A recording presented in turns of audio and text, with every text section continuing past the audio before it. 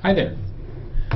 This is my first content presentation for you on leadership theories. You've read Kouzes and Posner's text, Chapter 2, Credibility Theory, along with some very affirming, the epilogue in the first chapter on how you can be, what types of characteristics leaders have. So I wanted to first of all give a critical review of those ideas, as well as give you some other ideas about leadership, and maybe you can, in the background, think about leaders you've known, and how they operate, how they motivate people, how they inspire people. And I'll try to talk through this. So leadership theories. Leadership is the ultimate soft science. We don't really have a theory that explains all of it. We know a bunch of things about leadership. There are many different types of people, many different types of personalities who can be great leaders. There are one person who is successful in one context, in one situation, is not necessarily an effective leader in another context. And I want to try to sort out some of these things and share some of the ideas that as to what we know. First, leadership. By definition, so I want to draw some diagrams. I want to give you some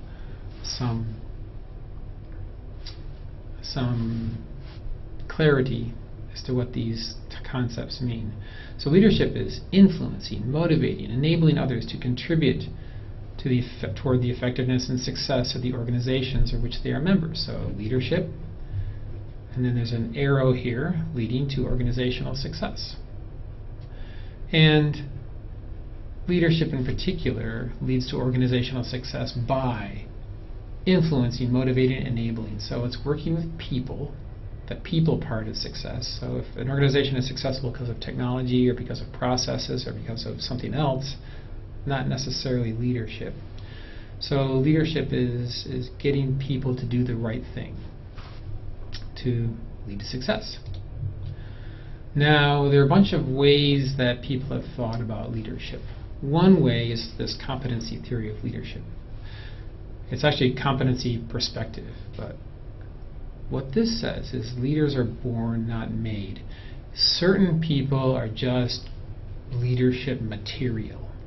And if we can identify them in our organization, then we just promote them, and the organization will be much better off once they're in the right place. And in more precise terms, it's defined in the vocabulary list, but you look at durable characteristics of people, and the characteristics that have been identified include personality. So people say leaders are more extroverted, are more assertive, just assertive people. Conscientiousness. Leaders remember their obligations, fulfill their obligations. Structured. They don't promise things they can't deliver on. Conscientiousness. Self-concept as a leader. Self-concept as a leader refers to people who have a very positive view of themselves as a leader. They're not afraid of being a leader. They have what we call self-efficacy as a leader. They have high self-esteem. They have what they call internal locus of control. They believe that their actions are the ones that cause their success. And that's called self-concept as a leader. That's been studied. Drive, integrity, leadership motivation, intelligence, emotional intelligence. Emotional intelligence, like being aware of your own emotions, of how you're feeling. You have empathy for other people's feelings. You're motivated, and you can control the way you react to certain situations. That's emotional intelligence. So the idea is, if there are these durable characteristics of people, they do and they do associate with leadership. So let's look at one more step. The credibility theory of leadership is what Kouzes and Posner say. They say that what people look for in a leader is 4 characteristics, and they talk about it's from the follower's perspective of leaders. And indeed, effective leaders are honest, forward-looking, inspiring, and competent. And one of the themes of this course is I will show how Lincoln, at least, was honest, positive, honest, forward-looking, inspiring, and competent. He he definitely exhibited those characteristics. Now, that's all fine and good. But there are a couple of, when we look at it a little bit more closely, we see some serious, really serious problems with the competency theory of leadership. And I want you to be aware of these. I want you to think about these. First of all, causality. Are you saying, what the competency theory of leadership says is that people have these durable characteristics, and then they just naturally fit in a leadership role. But maybe the causality is the other way. You might take a person who maybe is not very forward-looking or doesn't have a self-concept as a leader, and then you promote that person. Then maybe once they're a leader, they become more forward-looking. They understand that in order to be successful in this job, you've got to get people focused on the future. Or they don't see themselves as a leader, but once they start making decisions as a leader, and once they start acting in the role of a leader, then they develop a self-concept as a leader. So maybe causality is not the way that the competency theory says. Maybe you become a leader first, and then the competencies follow. That's one issue. Now, they're durable characteristics, so it takes some time, but usually some studies have shown that people take months, a couple of years to develop these durable characteristics, and that's sort of like is another explanation for what we see. We do see that leaders have a lot of these characteristics, but we don't know how they got those characteristics. Did they have them first and then become a leader, or did they become a leader first and then they develop the characteristics? Causality. Second one, inflexibility. What the competency theory of leadership says is that if you have durable characteristics, you're going to be a good leader. But we know that there are some people who are good leaders in some situations, and in other situations are not a good leader. Like you may see a leader who's very good at making speeches. He or she has an inspiring vision, motivates people to see the future and to work towards that beautiful future. Well, maybe that's a very good leader for a situation where you're giving speeches, a leader's giving speeches in front of a group. But maybe part of a leadership is also coaching. Maybe that leader is not very good at being a mentor, being a coach, at maybe sitting down with a follower or close organization members and relating to them on a personal level, which is also a very important part of leadership, and it's a very effective type of leadership. So most theories of leadership say that, well, you need to have a flexible type of leadership in order to fit different situations. Third problem here, weight among competencies. Well, if a good leader is supposed to be extroverted, have integrity and emotional intelligence from that list, well, what's more important is if you're highly extroverted, have high integrity, but not so much on the emotional intelligence, well, are you a good leader? Or maybe you're introverted. There are lots of introverted leaders. I think actually Lincoln, you might say, well, maybe introverted. Maybe low integrity, high in emotional intelligence. Well, would this person be a good leader? Maybe. how do you weight, how do you come up with some combination of all these traits and come up with the optimal leader?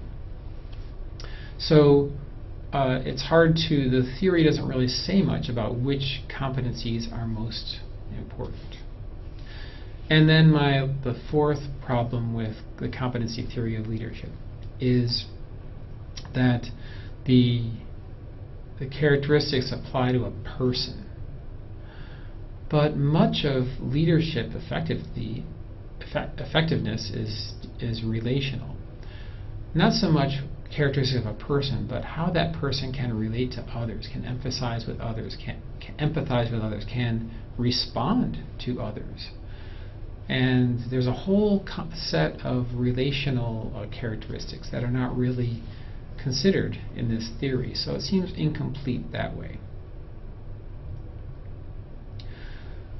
So we have I want to emphasize these problems with competency theory because I want you to understand that as a leader, you've got to perform differently in different situations, and that you can learn these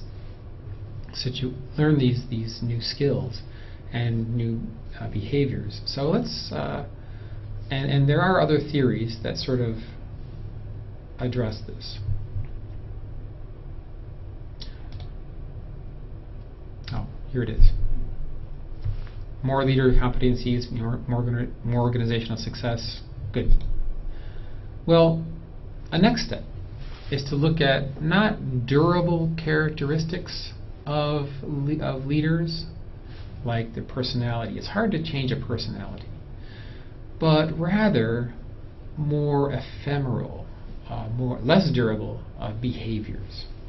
And that what leaders can do is develop certain patterns of behaviors and a leadership style, so to speak. Now, a leadership style is something that you can change on a regular basis. So, if there's a situation where somebody needs coping, you have a follower, or if you're a leader and you're working with somebody who needs coping, mentoring, helping, then you're able to be very people-oriented, very supportive for that person. Someone else may not respond as well to that people orientation, and you may have to be very directive and very firm with that other person. So so behaviors can change on a day-to-day basis. Now, there's a self-assessment on leadership style. And what the self-assessment says is that as a leader, we all have ability to behave differently in different situations. But there are some leadership styles that we're more comfortable with because we do have durable personality characteristics. So the self-assessment will kind of categorize you as people-oriented, task-oriented, both, or neither. And that's okay. It's just something to think about. So, the behavioral perspective of leadership says that it's behaviors that determine organizational success, and the behaviors can vary from people-oriented to task-oriented, and what you sort of like are able to change, and the different people with different perspectives can be equally effective as a leader. Okay. The next level, and there's a bunch of theories here I'm skipping over, but the path goal leadership theory is a third level. So we had durable personal characteristics, then we have non-durable behavioral characteristics that determine leadership success. Now we got a very complex theory, the path goal leadership theory. And it adds two leader behaviors in organizational success. It adds a so-called contingency theory, which says that what a leader has to do is vary behaviors according to contingencies. And then that fit between behavior and the contingencies will lead to organizational success.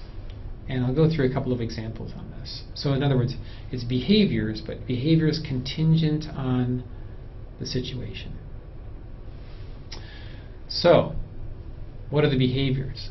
The behaviors in the path goal theory are more than just people-oriented and task-oriented.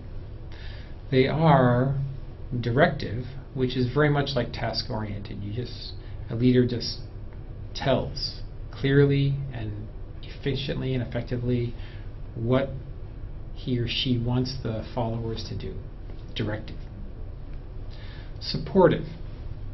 The leader offers support in terms of resources and in terms of emotional support.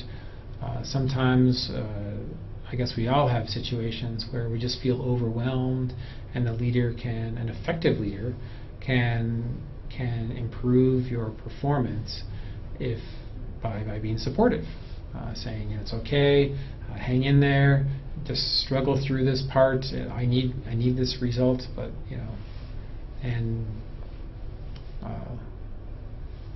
support. Let me give you support in any way I can. Do you need to talk through something? Do you need more resources? Do you need more information? Participative leadership style. It's a little bit different. It's more like a democracy. It's where a leader sort of gives followers a chance to provide input into decisions. It's very good to promote buy-in from particularly competent and leaders and followers who need to offer that, who can get benefit from that. The fourth type of leadership style is something called achievement-oriented. Achievement-oriented is trying to get the most out of your followers by challenging them. So some followers will respond very well, not all, but some very well, by giving very feasible but challenging objectives. You may offer a sales objective that's 10% more than the follower has ever done in the past. Say, do it. You can do it. And that's it forces followers to go beyond what they've done before. Okay, so there's the four leadership behavioral styles. Now, the first contingency is environmental. So within a group of people, there are certain environmental characteristics that we can follow. The first dimension is task structure. What do we mean by task structure? Basically, that's whether the task is routine or non-routine. If the task structure is routine, a leader may just be directive and just say, do this, and it's routine and everybody knows what to do and you just do it.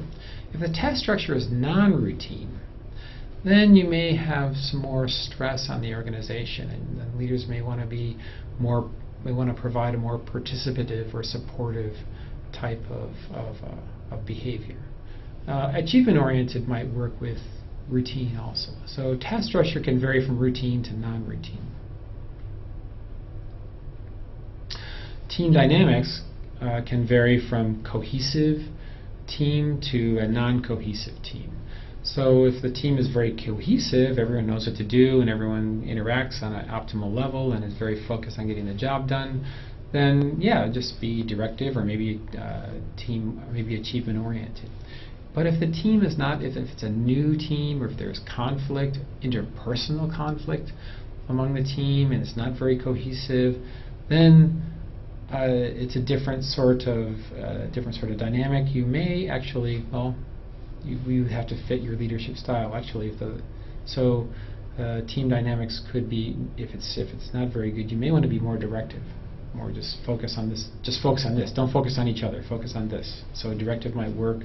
Achievement oriented might work. Supported by, you might want to also have to be supportive because the conflict can be very overwhelming.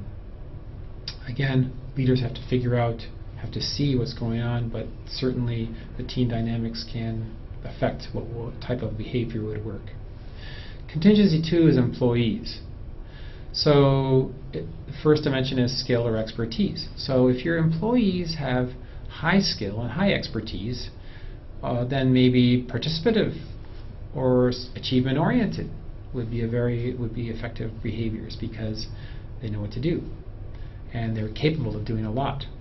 But if skill and expertise is low, if it's a group of, it's a team that's doing a new job or a job you're not familiar with, then yeah, maybe more, let's figure out what the rules are here. Let's figure this out. Maybe more supportive, or more training is involved, more participative to figure out what to do. The second contingency is locus of control. Locus of control can vary from internal to external. Internal locus of control means that the followers or the employees think that they're in control of their fate. So internal locus of control would say something like, I'm a successful person because of my own good efforts. A person with an external locus of control would say, I'm a successful person because of luck, or because I was in the right place at the right time. So it's a measure of whether it's your own efforts that lead to your success or failure, or if your success or failure or whatever outcome you're looking at is due to the world.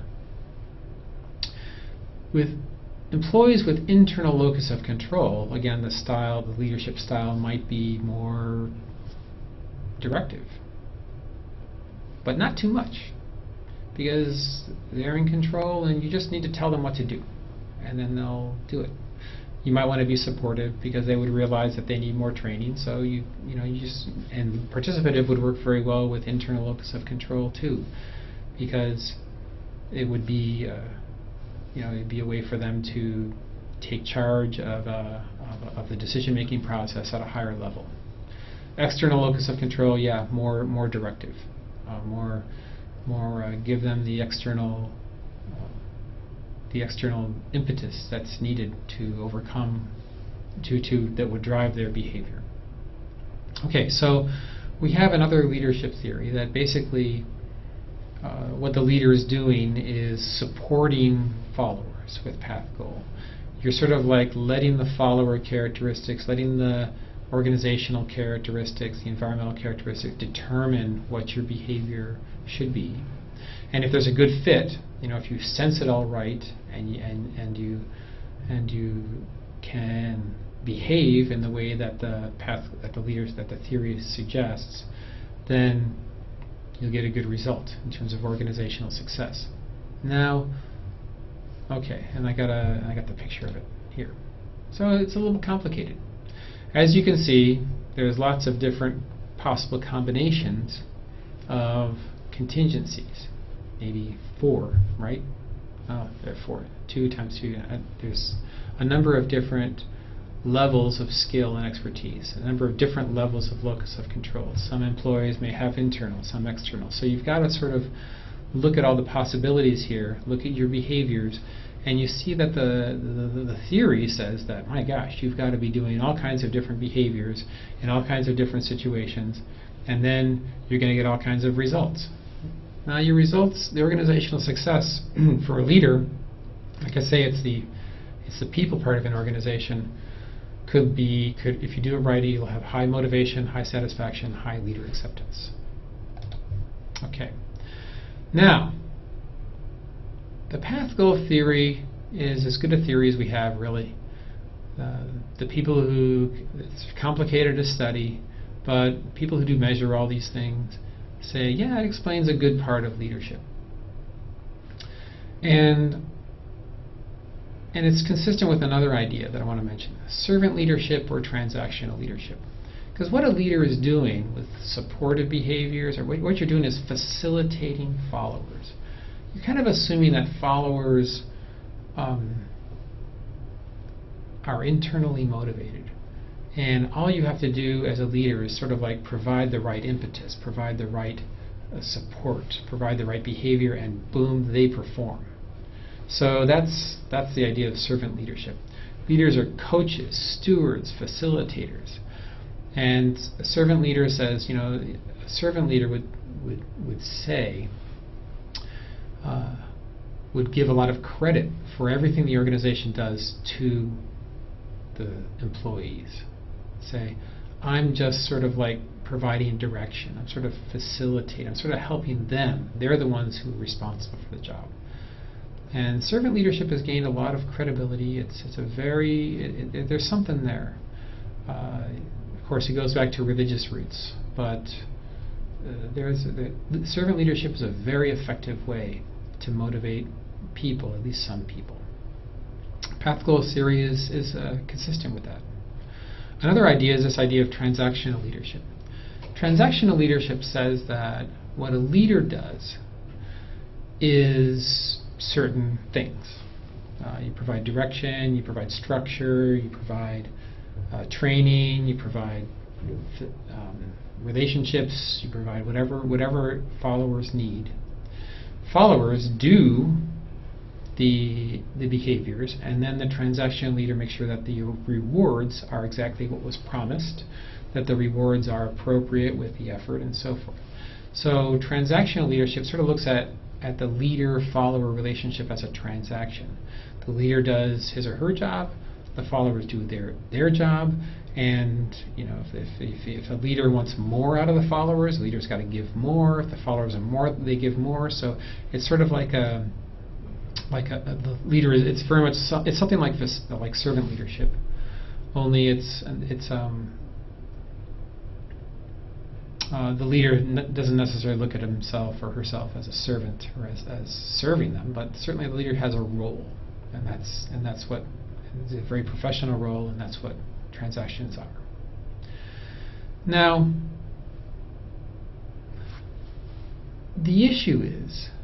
another issue is when we think about leadership, what do we think of? Sometimes we think of somebody who can inspire passion in others. Now, I guess servants could and transactional leaders could be passionate, but we also think of leaders in this inspirational role. And we look at people who can change other people's lives. We wouldn't call them often servant lead, like the dominant personalities that can drive organizations. We wouldn't call them servants or transactional leaders. So there's another idea about leadership here. Transformational leadership. Transformational leadership is basically a leadership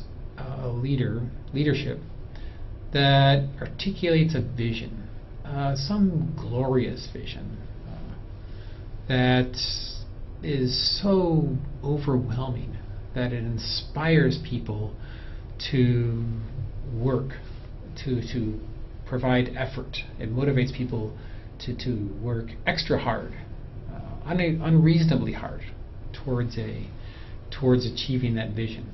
I often describe transformational leadership as leadership that causes followers to work harder, to work beyond their self-interest. They work harder than it's in their self-interest to do. So if you need to work so hard in order to get your raise or get your bonus or get a good recommendation or do whatever you needed to do under a transactional leadership, transformational leadership would say, if you're subject to this transactional leadership, transformational leadership, you would go beyond that. So a transformational leader would maybe ask you to spend all night working on a project, or come in on Saturdays and Sundays and do all this extra work and not get any extra pay for it or extra benefit, but you're willing to put in the extra effort because of the vision that the leader is inspiring in you. Okay, so transformational leadership sort of like addresses this weakness of path goal theory, that leaders do more than support followers. They drive the relationship and command trust, loyalty, efforts. So it's similar to another idea you may have heard of that I'm not putting in here, charismatic leadership. But a charismatic leader is one that is like a transformational leader that has been endowed, or that followers believe has some sort of supernatural or powerful or unique and unique capability. So transformation is more general than that idea. I want to share with you another idea about leadership, and it's relevant to you as you develop your leadership capabilities. This idea of implicit leadership. What implicit leadership says is that it's the reverse causality of the competency theory of leadership. It says that leaders are not leaders because of who they are. Leaders are leaders because of the followers, and it's the followers who make the leaders leaders. So you could take a group of people. Suppose it's a group of people who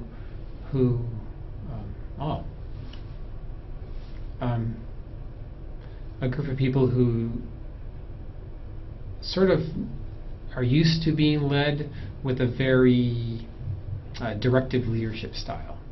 So this is a group that is from a culture or has a tradition of being led with a very directive leadership style.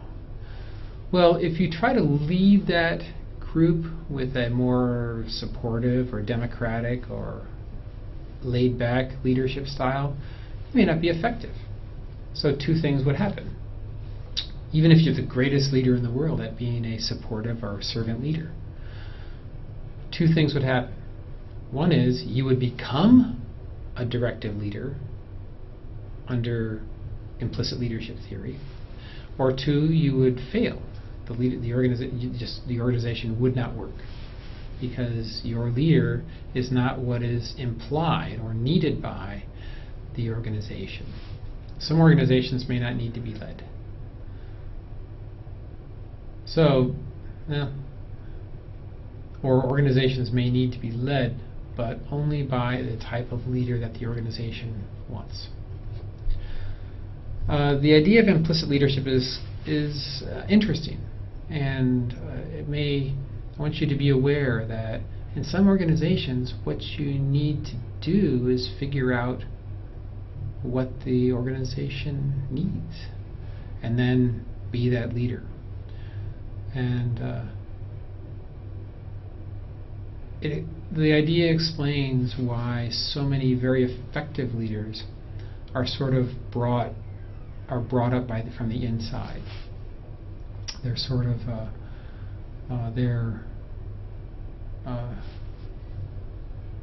they're promoted from within. Why? Because they've been in the organization for a long time, they've reached a senior management position, and they understand how the organization needs to be led, and boom, they can fill in that spot. If you hire somebody from outside the organization, that new leadership style may not fit with what the organization needs, and you're like this. The idea of implicit leadership would be either that new person has to come in and change a lot his or her leadership style in order to be effective, or will fail. Okay, so to sum up, so look at all these different theories. They all explain some of the puzzle, and together we understand maybe 20% of leadership. There's lots of other variables out there, lots of other factors, and lots of room for all of us to develop our own styles, our own leadership capability. So these theories show that leadership is a complex process. We do not understand it well. However, I think it's true that everyone can be a leader. And I think everyone is a leader. If your behavior, if your presence in an organization contributes to that organization's success, especially if you affect someone else in the organization, if you provide an example, if you facilitate someone else's effort, if you solve some problem, some interpersonal problem or some motivational issue, you're a leader. It doesn't take a top manager, a senior manager, to be a leader. Everyone can be a leader, and probably in good organizations, and where some of the most successful organizations in business today, everybody's a leader, and their leadership is designed in the organizational design. And we'll get into that a little later. So at this point, probably it's good advice to follow the 5 practices of exemplary leadership from Kouzes and Posner. Model the way, yes. Be the change you want to be in the world, as Gandhi said. Inspire to a shared vision. So think about the vision that you have for your organizations and inspire to that. Talk to your leaders. Challenge the process. If the process is wrong, challenge it. Do something better. Enable others to act and encourage the heart. It's worth thinking about those things. Probably a good start. Leading with integrity, it's a good thing to think. And as you read the books, Lincoln was an unlikely leader. I mean, I think his example is truly inspirational, and I really want to draw from that as an example. How did he motivate the North? In the Civil War, it was hard to motivate the North. The North, most people thought in 1860 that the North would just let the South secede, and why not? The North was fine. It could have survived as a separate country. We could have had a longer Confederacy, but here is this guy. He wasn't elected with a majority of the vote. He was a compromise candidate in the 1860 presidential election. He had just his last election for the Illinois state legislature. He's lost. Doesn't have a high history of success in politics. Somehow, he found himself as president. And against all those odds, we have a guy who changed the history of our country and changed the world. Surprisingly. So think about how he did it. And a good part about this is, yeah, we aren't all going to be Lincolns, but we can take some of what he did and model some of it. So I don't have an answer to this question, of course, not a complete answer, but it's worth thinking about, because when you try to do what Lincoln did, you'll go farther than you would if you didn't think that way. So that's like a thought to leave you with, as well as how confusing this leadership stuff is. But we have those ideas, and they explain something, and maybe you can start looking at the leaders around you and figure out what they're doing. They're also a framework for doing leadership differently and maybe doing it better. Good luck, and we'll get back to you next week.